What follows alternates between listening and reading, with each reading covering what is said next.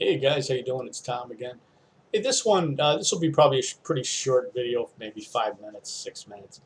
Just kind of some clarification, a little bit on previous videos I made very recently on money and how much money to bring, different sources of money, that you could use uh, when you're here in the Philippines, or and I've even made transferring money from the U.S. or whatever, to here, like in the past. I made those videos. But because I was getting a lot of really good comments and feedback from subscribers and viewers, and so I thought I would add this a little, to sort of clarify a little bit.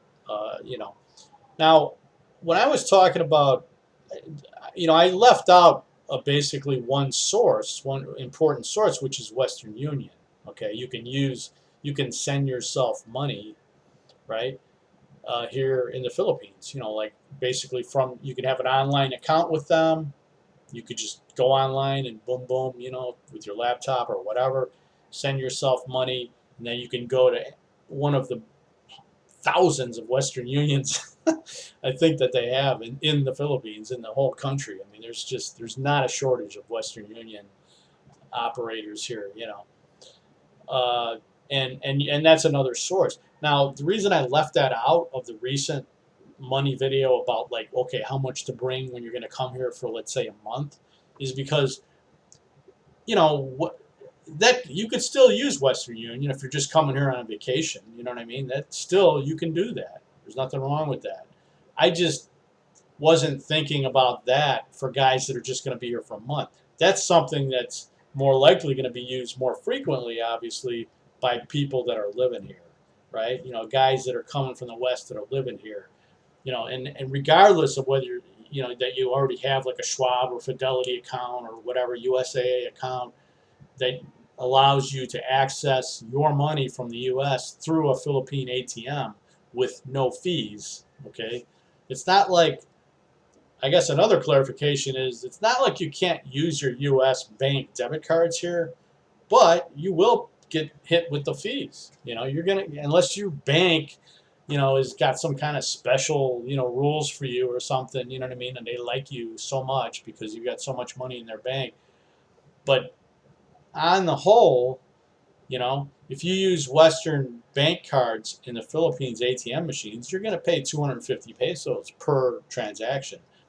And before the pandemic, and I don't know if the pandemic had anything to do with this or not, but all I know is I used to have higher limits on my ATM here with the same card. I used to be able to get 20,000, 25,000 pesos at one time out of an ATM here.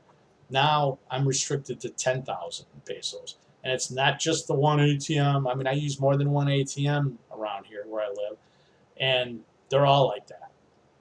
So I don't know if that's like a U.S. thing, it's some kind of new rule, or what has some. I really don't know. But so obviously now, if you're restricted to only 10,000 pesos per withdrawal, now you can do more than one in a day. That's not per day. That's just per one time. So if you want to keep going back to ATMs, like, twice, in one day or whatever, you can. But if you got a U.S. bank card and you don't have one of the ones that I previously mentioned that rebate you your fees back, so in other words, you don't get charged that 250 peso fee every time. If you don't have one of those banks, then if you're only limited to 10,000 pesos per withdrawal, you're gonna tally up quite a bit of fees. Okay, and you might not care if you're just coming here to visit. If you're like, oh, I'm on vacation, I don't care. Yeah, I'll pay another $20 in fees for a month. You know what I mean? It's like, you might not care. But if you're living here, or if you have plans to live here, and and you're going to be on a budget, you're not going to want to pay that. You know what I mean? You're not going to want to pay $20 a month extra for, if you can avoid it, right? So that's my main point. Like, as far as the, I did. I think some guys thought that I was trying to say you can't use a U.S. bank debit card here in the Philippines. You can, but you're going to get hit with those fees. Now, you can also use most debit cards nowadays, at least with U.S. banks. they also double as a credit card. You know, you can use them in a restaurant or whatever, a major restaurant, major hotel, like in Manila, for example, and you can use it as a credit card. It's like a Visa or a MasterCard, whichever one that your bank card uses. So you can use it that way too, right? Like, you know, your regular U.S. bank card, you know, you can use it that way, not just in an ATM here. Um, but keep in mind, I think when you use a credit card or a debit card as a credit card, like, you're not always going to get the best exchange rate. I think, you know what I mean? Just something to be aware of, you know. Um, so that's mostly what I wanted to sort of clarify. You know, like I have a Schwab card, you know, so I don't pay fees. You know what I mean? Even if I have like 8 withdrawals in a month or whatever, you know what I mean? Like I don't pay any fees. They get when you see it on your statement online, you'll see the rebate every month. You know what I mean? You know, so many pesos or whatever, thousands of pesos or whatever it is, um, that you get rebated. You know, or so many dollars, you know, like $30, you know, and oftentimes it is that much, you know, it's up there. So you definitely don't want to be paying that if you're living here on a budget, you know. And Western Union, again, you can use it even if you're coming here for a month. You know, it's another source, or MoneyGram, whatever, right?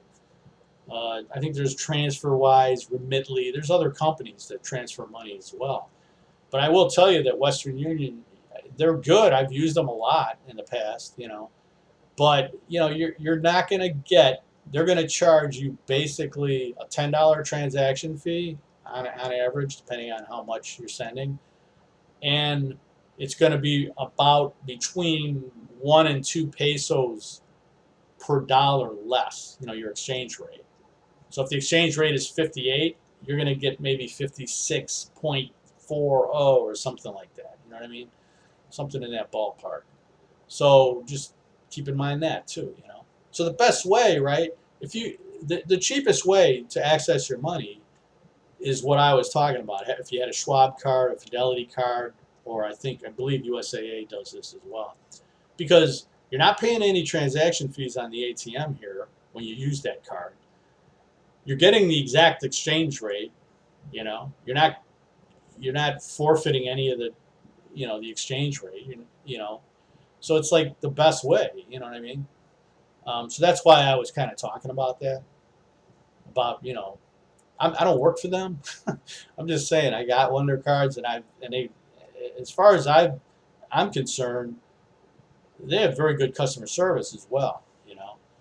And you can have a brokerage account with them as well, and a bank account, and you can access both of them, you know, like just all at the same time, you know, online.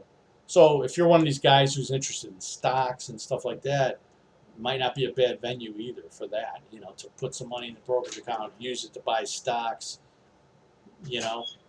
And then, of course, you've got the bank account, which is connected to your debit card, you know. And it could be a savings or a checking. Like I said, it doesn't have to be a checking account to get a debit card with it. You can have either one, you know. So anyway, that's my experience, and so I just wanted to clarify that. But I appreciate you guys chiming in, man, because you know you did remind me about a few things, you know, about like Western Union and some other companies like that that you could also use, you know. All right, guys, that's it. I'll talk to you later. Have a great day, and yeah, please like, comment, and subscribe. All right, thanks.